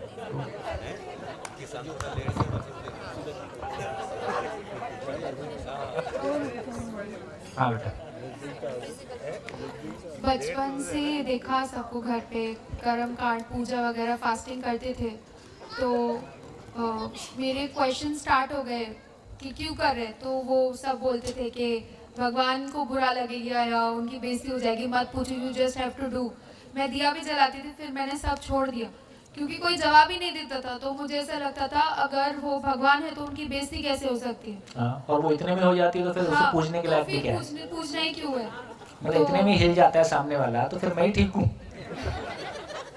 तो फिर मैंने छोड़ दिया। फिर अभी विपश्यना करा था तो एक चीज़ दिखी कि भगवान को नहीं, क्वालिटीज़ जो इंसान हमें पसंद आता है या जो हमें लगता है कि रिस्पेक्टेबल है, तो उसकी क्वालिटीज़ अपने अंदर लेके आनी है। यही पूजा है। यस, यही पूजा है। वहाँ से वो चीज़ छूटी। फिर मैंने यही चीज़ देखा, फॉर एग्जांपल बुद्ध भगवान है तो कंपैशन बहुत बड़ी उनकी क्वालिटी है, या जो भी भगवान या जो भी इंसान हमें लगता है जैसे आप बहुत हम्बल हो, तो वो चीज़ हमारे अंदर भी आएगी, हमें पसंद आएगी, तो या हम आचरण में लाएंगे। पर वो प्रैक्टिस में नहीं आया। तो यहाँ पे बैठे वो चीज़ मुझे दिखी कि जब मैं न्याय के साथ जी रही हूँ, मतलब न्याय का डेफिनेशन पहले करेक्ट हुआ, उसके बाद तो न्याय मेरे जीवन में भी आए, दूसरे के जीवन में भी आए, मतलब समाज में आए। तो उसकी पूरकता के लिए, मतलब अपने आप को पूरा करने के लिए मैं उसमें तन मन धन अर्पण कर रही हूँ या उसका उपयोग कर रही हूँ, तो वो धर्म हुआ। तो मतलब जैसे मैं अपने आप को ही, क्योंकि अगर मैं सिर्फ समझूंगी तो फायदा नहीं होगा। मैं समझूंगी तो वहाँ से शुरुआत होगी। मैं समझ के सबसे पहले मैं अपने आप पे, जैसे स्व निरीक्षण हुआ, मैं अपनी लाइफ में लेके आऊंगी, हाँ स्टेबल आचरण में लेके आ जाऊंगी। वहाँ से धर्म मतलब समाज में वो चीज़ फैलेगी, मल्टीप्लाई होगी, क्योंकि सच है। धर्म का मतलब है व्यवस्था। हाँ, तो आप स्वधर्म में स्थापित हो गई। जो स्वधर्म में स्थापित हो गया, तो हर व्यक्ति स्वधर्म में स्थापित होना ही चाहता है, अपनी व्यवस्था को पहचानना ही चाहता है। अब अंदर तो पता ही होता है ना सही कर रहे या गलत कर रहे, तो हम उसको सहयोग कर सकते हैं। और सही गलत राइट रॉन्ग की डेफिनेशन भी करेक्ट हो गई। हम बहुत ही गलत चीजें समझते। राइट रॉन्ग मतलब जो ट्रूथ की तरफ लेके जा रहा है या उसके ऑपोजिट लेके जा रहा है। जो सहअस्तित्व के अर्थ में है वो राइट है, जो सहअस्तित्व के विरोध में है वो रॉन्ग। तो बेसिकली व्यवस्था को जानना है, समझना है, जीना है, फिर समझाना है। वो प्रोसेस धर्म उसमें सपोर्ट करता है। हाँ जी।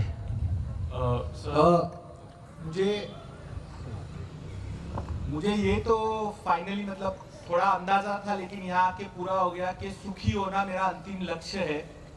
और मैं सुख धर्मी, सॉरी मैं सुख धर्मी हूँ, सुखी होना मेरा धर्म है। मैंने वो जानबूझ के नहीं बोला, मैं पूछने वाला था क्या सुखी होना काफी नहीं, उसको धर्म नाम देना जरूरी है?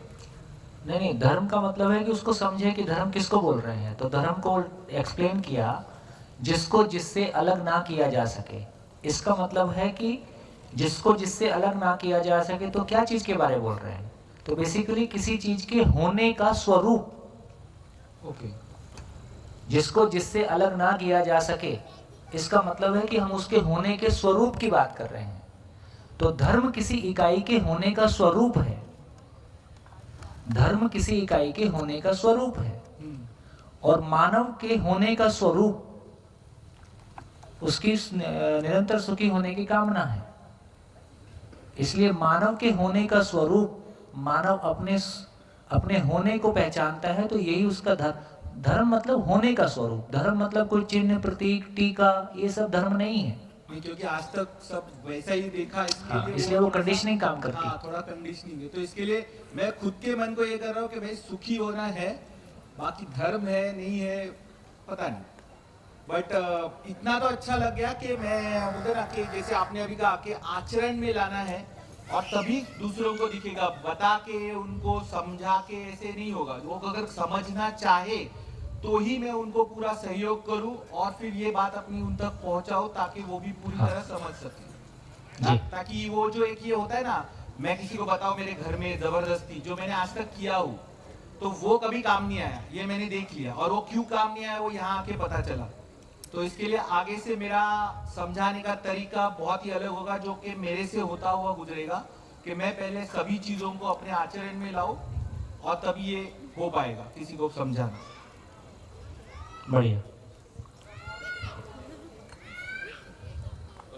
सर हेलो सर, तो अभी तक बचपन से जो धर्म मुझे सिखा गया वो कहीं ना कहीं भय, प्रलोभन और आस्था में ही सीमित था, लेकिन ये उससे थोड़ा भिन्न है।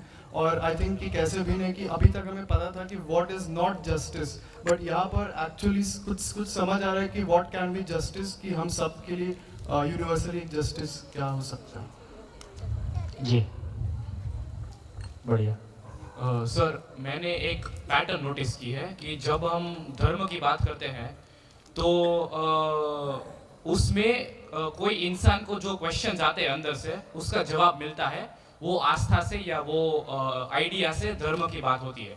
तो कैसे जो भी धर्म है वो अभी जहाँ पे खड़ा है वो वही बेस लेवल पे आया है कि जो इंसान को जवाब नहीं आते उसका जवाब धर्म के पास है। तो वो पैटर्न मैंने नोटिस किया अब तक और शायद यहाँ भी बहुत बढ़िया, बहुत बढ़िया। देखो जो इन्होंने बात की है, तुम आदमी ठीक हो यार। क्या पढ़ते हो? 11th में पढ़ते हो? हाँ।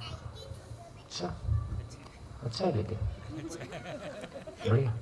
हेलो, सोचने का पैटर्न ठीक। सर, और मैंने ये चीज़ नोटिस की है कि अब तक सब लोग पहले देखते हैं कि कोई किसी को भी भगवान मानते हो तो उनकी लाइफ में क्या क्या प्रॉब्लम्स आई है, उन्होंने उसको कैसे सॉल्व किया है, कैसे वो उसमें भी स्टेबल रहे हैं, और वो सारी चीज़ के साथ हमको मिलता है कि ये लोग ऐसे थे, मतलब वो सब जी रहे थे, तो उसके बेस पे हमें जिसका पसंद आता है उसे हम फॉलो करते हैं। लेकिन धर्म ये है कि हमें अपने आप को ऐसा बना के खुद से अलग नहीं होना है। ये चीज़ मैंने नोटिस की। हेलो, पहले ये मेरा दूसरा परिचय शिविर है। पहले में आने से पहले धर्म के बारे में एक मानसिकता थी मेरी कि धर्म एक पूजा पद्धति इस ढंग से है। जितने भी जो धर्म आरंभ हुए थे, चाहे हिंदू की बात करें, जैन बौद्ध की बात करें, तो सारे एक अच्छे सिद्धांतों को लेकर शुरू हुआ था। बाद में उसमें कर्मकांडों का प्रवेश हो जाता है।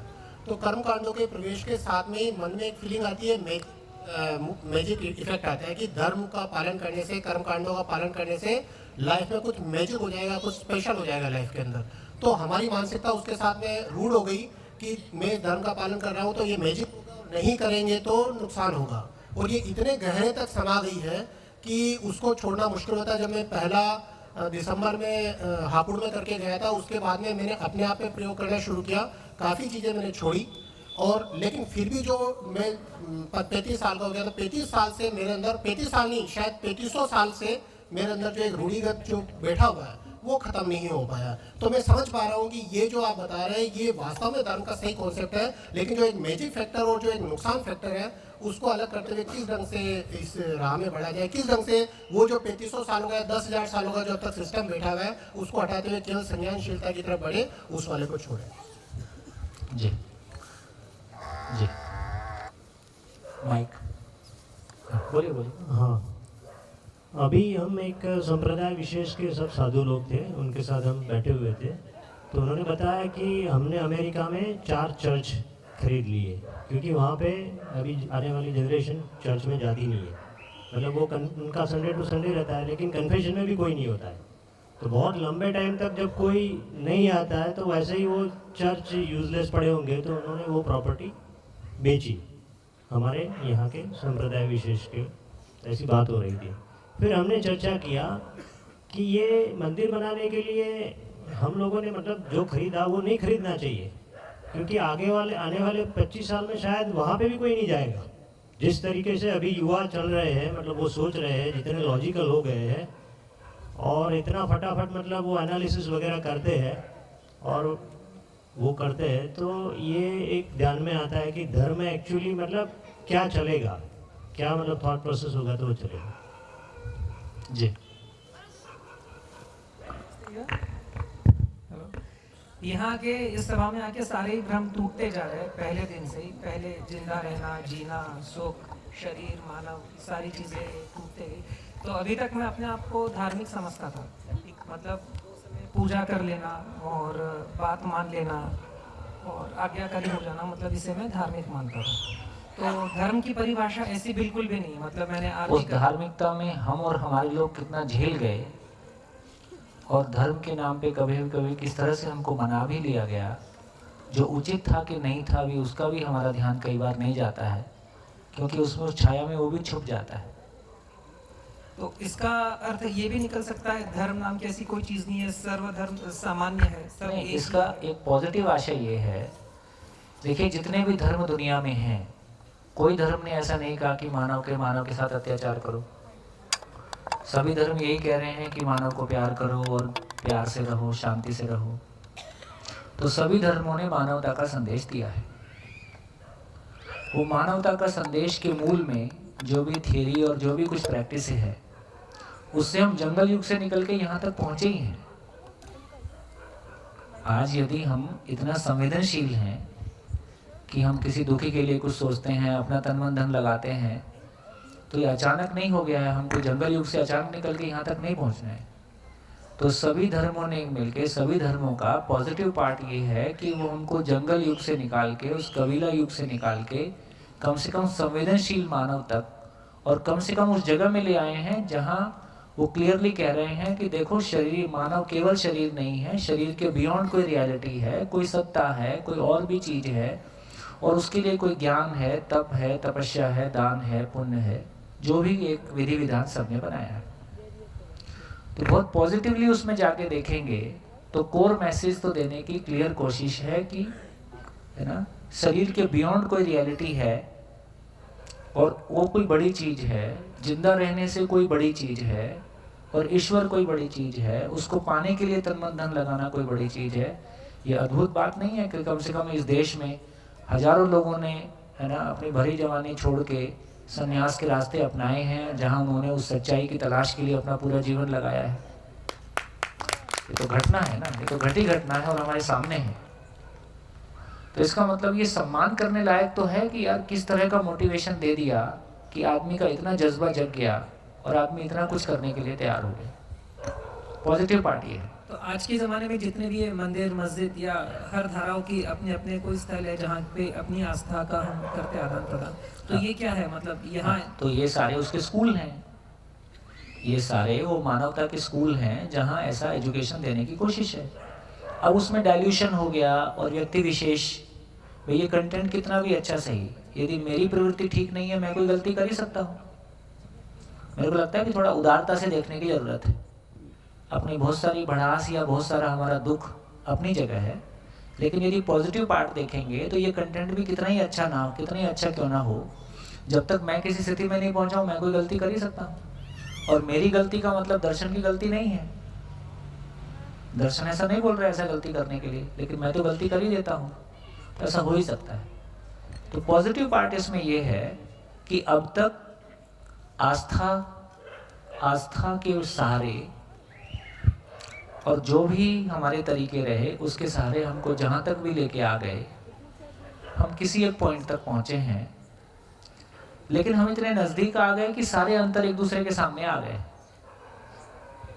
जैसे एक गांव में सारे मान लो हिंदू रहते हैं, तो एक जैसी मान्यताएं हैं, तो ज़्यादा कन्फ्लिक्ट की बात नहीं है। अब ये साइंस और ये तमाम ये मोबिलिटी हमारी इतनी बढ़ गई कि सब एक दूसरे के आमने सामने आके बैठ गए, तो कुछ कन्फ्लिक्ट शुरू हो गए हैं कि ये ठीक है, कि ये ठीक है, ये उचित है, कि वो उचित है, तमाम ऐसा शुरू हो गया। लेकिन पॉजिटिवली कहें तो जिस अर्थ में सारे धर्म शुरू हुए हैं वो अर्थ सफल हो जाए, तो एक नया विद्यालय शुरू हो जाए कि शिक्षा पूर्वक आचरण को जिया जा सके। यदि एजुकेशन में इंजीनियर, डॉक्टर तैयार किए जा सकते हैं, तो क्या अच्छा इंसान तैयार नहीं किया जा सकता है? तो फाइनली ये कहने की कोशिश है ना, फाइनली ये कहने की कोशिश है कि क्या ज्ञान को आचरण पूर्वक प्रमाणित किया जा सकता है, क्या शिक्षा पूर्वक उसको दिया जा सकता है? तो आदरणीय नागराज जी ने इसको अपने शब्दों में कहा और बहुत सुंदर कहा कि हम मानव में ज्ञान प्रतिष्ठा नहीं कर पाए। मानव में ज्ञान प्रतिष्ठा नहीं कर पाए तो आदमी की आस्थाओं को टिकाए रखने के लिए पत्थर में प्राण प्रतिष्ठा करनी पड़ी।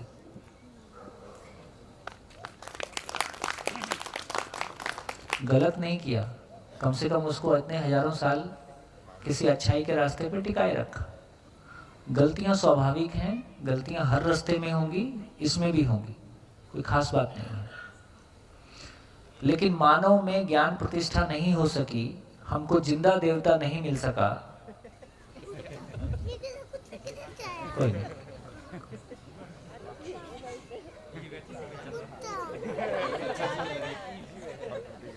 वो यहीं बैठना चाहेगा, भगा दिया आपने।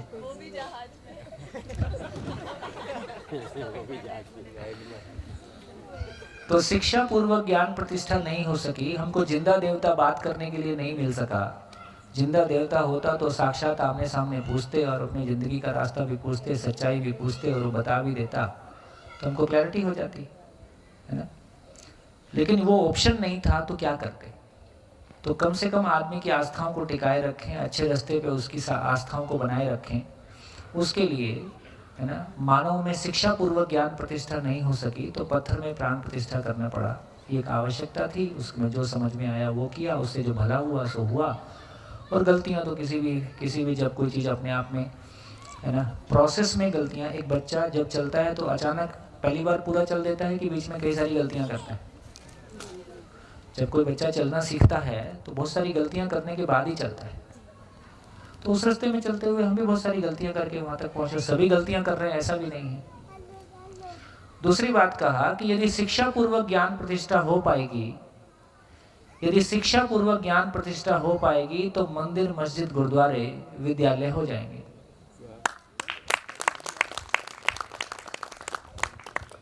उसी लिए बने सर। और एक मिनट, यदि शिक्षा पूर्वक मानव में ज्ञान प्रतिष्ठा नहीं हो पाई तो विद्यालय भी सांप्रदायिक हो जाएंगे।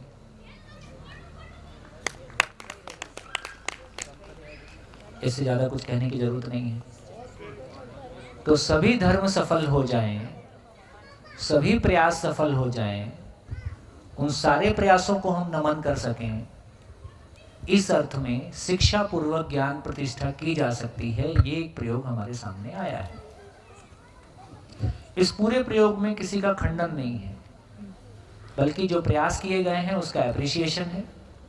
उस एप्रिसिएशन के बाद जो गैप है, कैसे हम उसको और पहचान के पूरा कर सकते हैं, उसको हम देख सकते हैं। तो पूरी चर्चा में क्या निकल के आया? मानव का धर्म होता है कि हर इकाई अपने धर्म सहित है। तो ये समझ में आया कि मानव का ही धर्म नहीं है, हर इकाई अपने धर्म सहित है, और धर्म परिवर्तन असंभव घटना है।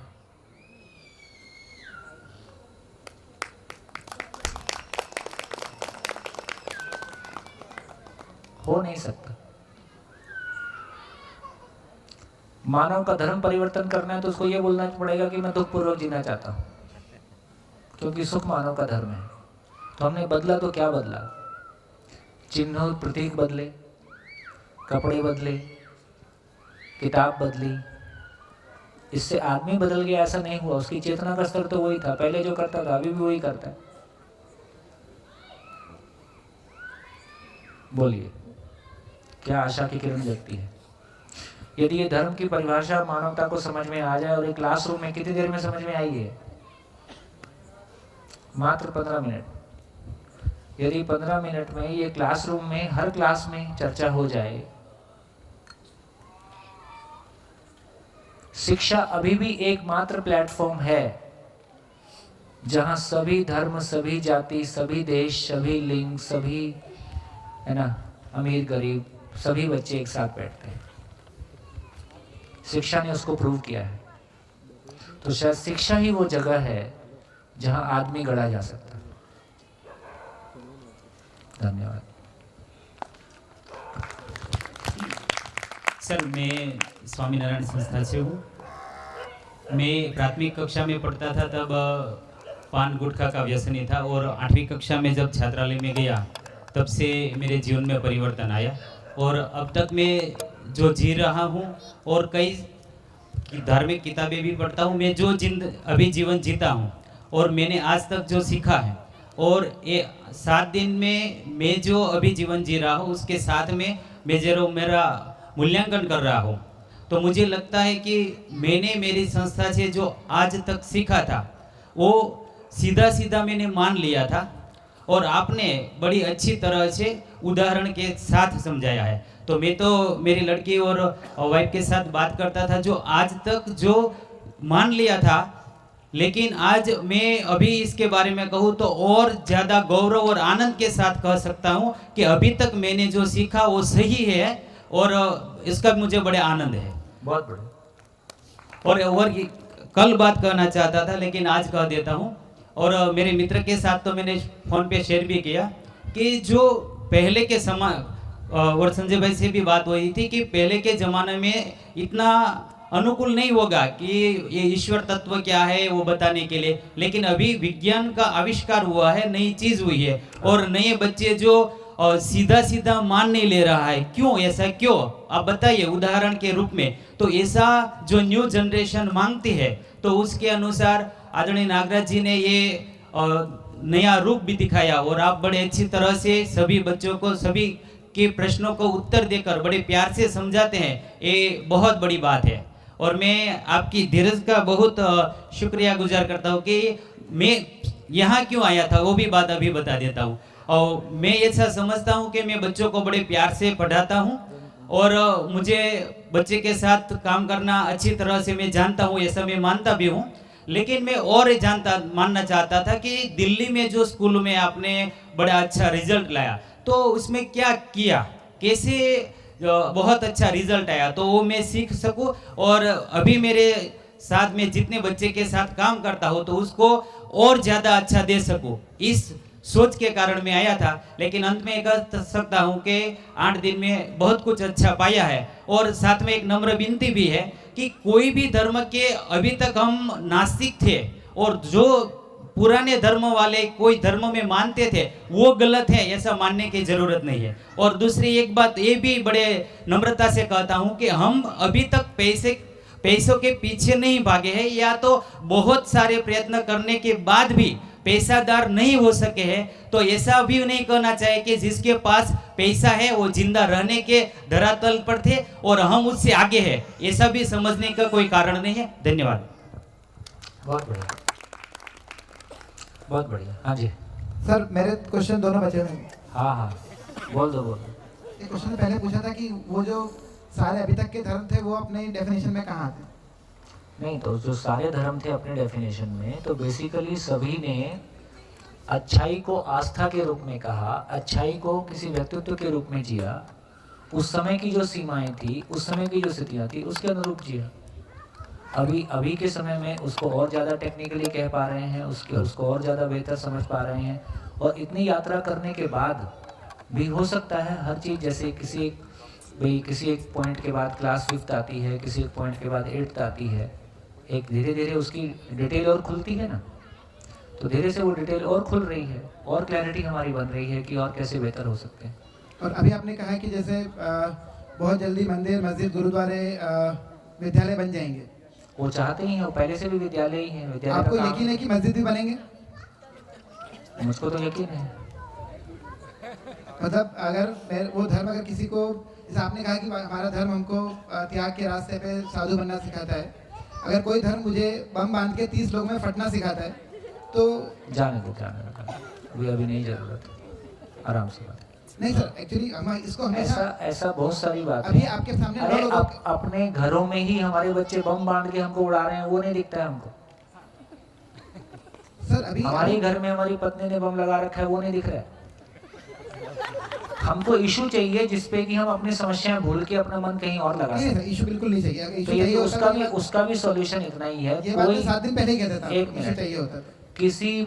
किसी भी समाज का, कि धरती पे कोई भी बच्चा जन्म से न्याय का याचक है, सत्यवक्ता है, ये क्वालिटी आपको हर बच्चे के साथ मिलेगी, कोई फर्क नहीं पड़ता वो किसी धर्म से आता हो।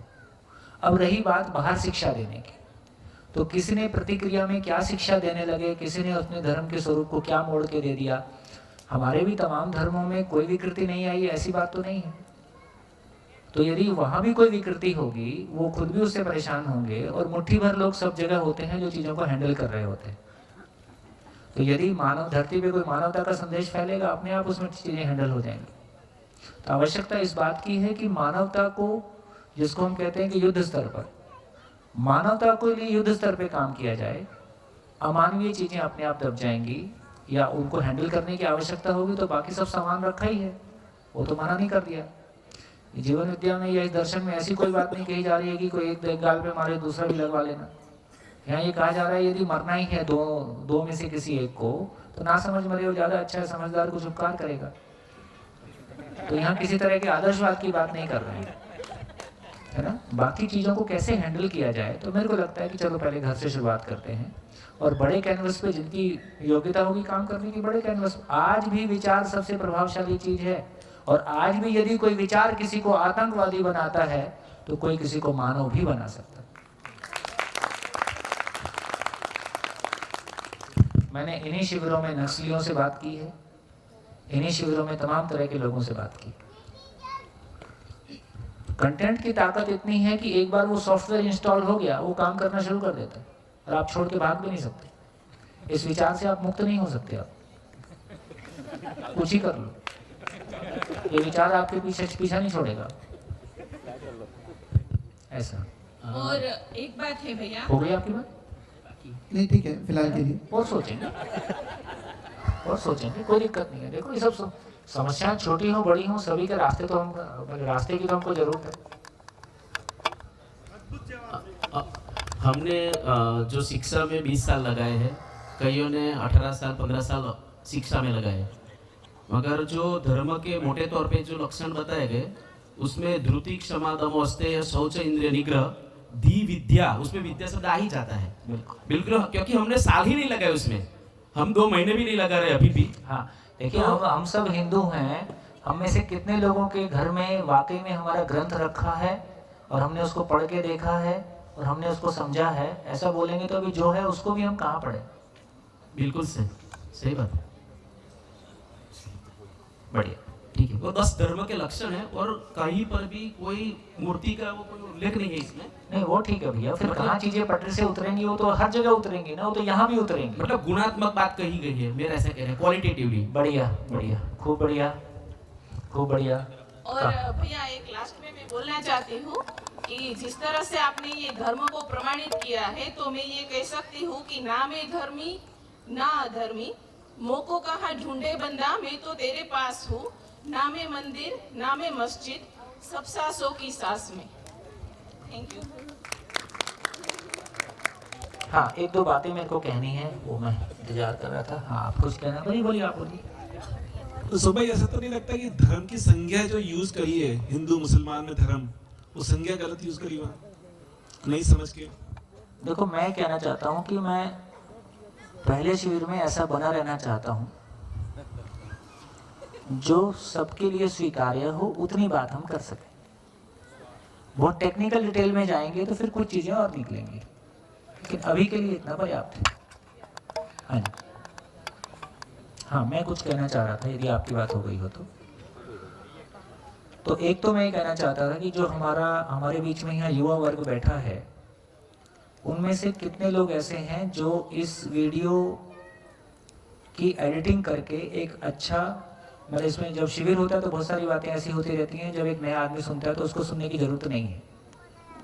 तो हम में से कितने लोग हैं जिनको इस तरह का स्किल है कि जो इसको एडिट करके और प्रोड्यूस कर सकते हैं, और जितना छोटा कर दें उतना अच्छा है, जितना उसमें काट दें उतना अच्छा।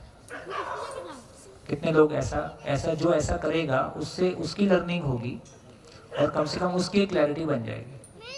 ऐसा किसी का करने का मन है? पीछे हमारे सरदार जी भाई हैं?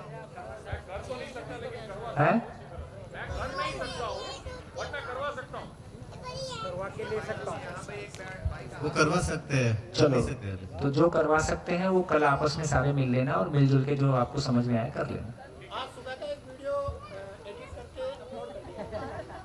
अच्छा, हाँ मेरा ये भी कहना है कि जो कुछ करें थोड़ा सा सोच समझ के करें, क्योंकि लगातार वीडियो अपलोड करना भी वहाँ भी एक जमावड़ा होते जाता है, तो अनावश्यक वीडियो अपलोड करने का भी कोई बहुत फायदा नहीं।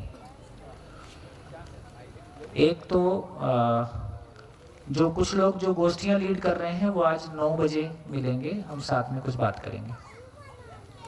दूसरा मेरे को लगता है कि आप में से जिनको भी लगता है कि हमारे आसपास जहाँ भी हमको ऐसा लगता है कि 80-100 लोग ऐसे हैं जो इस बात को सुनना चाहते हैं, तो हमारे बीच में ऐसे मित्र मौजूद हैं और कभी मैं भी उपलब्ध होऊंगा तो मैं भी कर दूंगा। हम 3 दिन के वर्कशॉप, अभी विशेष रूप से गुजरात की बात कर रहा हूँ, तो गुजरात में जहाँ भी हमको लगता है कि 80-100 लोग ऐसे हैं जो इस बात को सुनना चाहते हैं, तो हमारे बीच में ऐसे मित्र हैं और मैं भी कभी उपलब्ध होऊंगा तो जितना संभव होगा करूँगा। तो ऐसी नई जगह में तो हम 3 दिन के लिए करेंगे, तो ये जो आदमी शिविर में बिल्कुल अननोन आता है उसकी बजाय वो एक क्लैरिटी के साथ में आएगा कि मैं कहाँ जा रहा हूँ, क्यों जा रहा हूँ। तो उसकी यदि हमको ऐसी कोई स्थिति होगी तो हम में से किसी एक का नाम कल हम ऑफर कर देंगे, या आज भी ऑफर कर सकते हैं। कोई सामने दिख रहे? कमल मंगल जी हैं, तो कमल मंगल जी को आप ऑफर कर दो कि हाँ हम ऐसा करना चाहते हैं, तो आप कहाँ करना चाहते हैं, उसमें हम कैसे मिलजुल के कर सकते हैं, उसको हम सोच लेंगे। वीडियो एडिटिंग की बात मैंने कह दी, और फरवरी की डेट्स की बात हो गई, और शाम की मीटिंग की बात हो गई। धन्यवाद, नमस्कार, फिर मिलेंगे कल सुबह 8:30।